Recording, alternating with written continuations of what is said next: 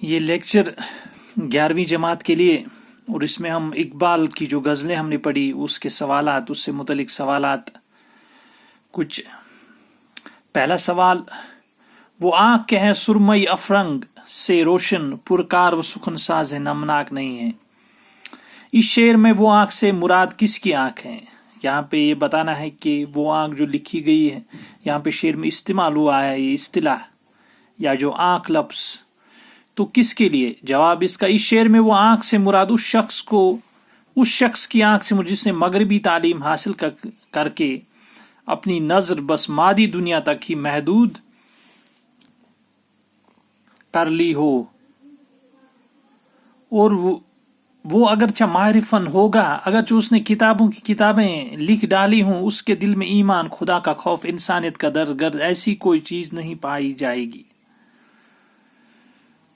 تو وہ آنکھ سے مراد اس شخص کے جس نے مغربی تعلیم حاصل کر کے بہت بڑی تعلیم حاصل کی ہوگی، لیکن صرف اس کی نظر جو ہے مادی دنیا تک، جو میٹیریلزم یا صرف دولت کی ہوس یا لالچ، وہی اس کے اندر ہوگا۔ پھر بھی وہ ماہر فن ہوگا، شاید ہو سکتا ہے وہ ماہر فن ہو یا ماہر فن ہونے کا ڈونگ کرے، اگرچہ اس نے کتابوں کی کتابیں لکھ ڈالیں، اس کے دل میں ایمان، خدا کا خوف نہیں پائی جائے گی۔ تو اس میں لیکن ایمان، خدا کا خوف، انسانیت کا درد، جو انسانیت کے لیے ہمدردی، یہ چیزیں نہیں ہوں گی۔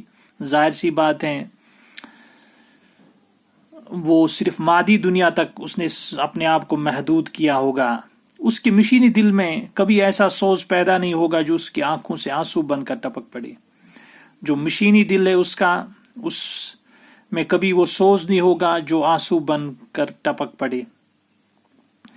باہ والے شاعر تشریح کیجئے، کب تک رہے محکومی انجم میں میری خاک، یا میں نہیں یا گردش افلاک نہیں۔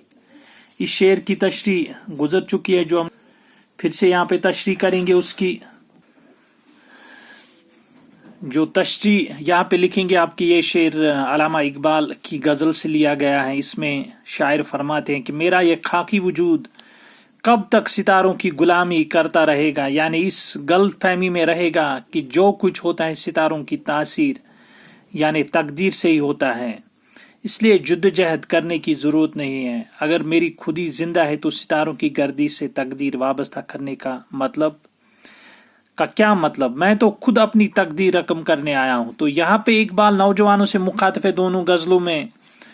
تو یہاں اس شعر میں فرماتے ہیں کہ ستاروں کی غلامی کرنا غلط ہے کہ انسان کے لیے، اور یہ غلط فہمی میں رہنا کہ ستارے ہی میری تقدیر لکھتے ہیں، یا تقدیر جو پہلی لکھی گئی اب بدل نہیں جا سکتی، بلکہ عمل کی تعلیم دیتی ہیں، جدوجہد کی تعلیم دیتے ہیں، اور کہتے ہیں کہ اپنی تقدیر آپ پیدا کرو اور خود ہی پیدا کرو، اور ستاروں کی گردش سے اپنی تقدیر کو وابستہ مت کرو، اس طرح گھاٹے میں رہو گے، نقصان میں رہو گے، بلکہ اپنی تقدیر خود رقم کرو، جس طرح میں تقدیر کرنے، مطلب انسان کو کہنا چاہے کہ میں خود اپنی تقدیر رقم کروں گا، میں اپنے اعمال سے اپنی تقدیر رقم کروں گا۔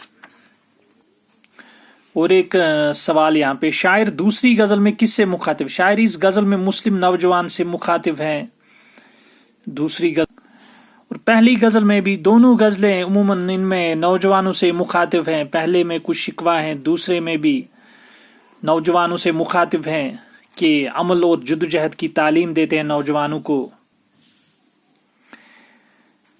استعارہ کسے کہتے ہیں؟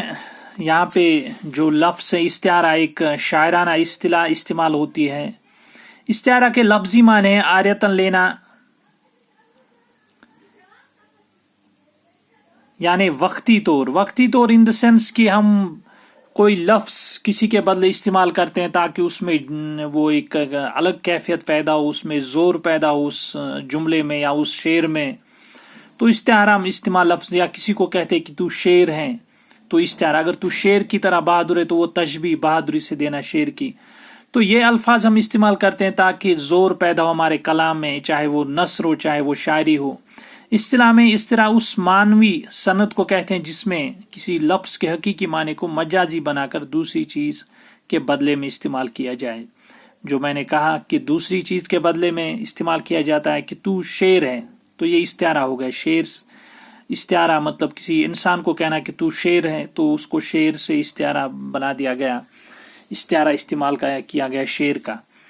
جیسے تو شاہین ہے پرواز ہے کام تیرا تیرے سامنے آسماں، اور بھی شعر میں نوجوانوں کے بدلے لفظ شاہین استعمال ہوا اور شاہین کے حقیقی معنی کو مجازی بنا کر پیش کیا گیا ہے.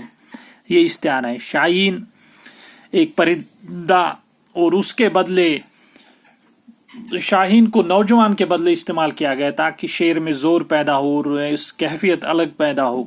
شکریہ. اب اگلے لیکچر میں ہم آگے بڑھتے ہیں.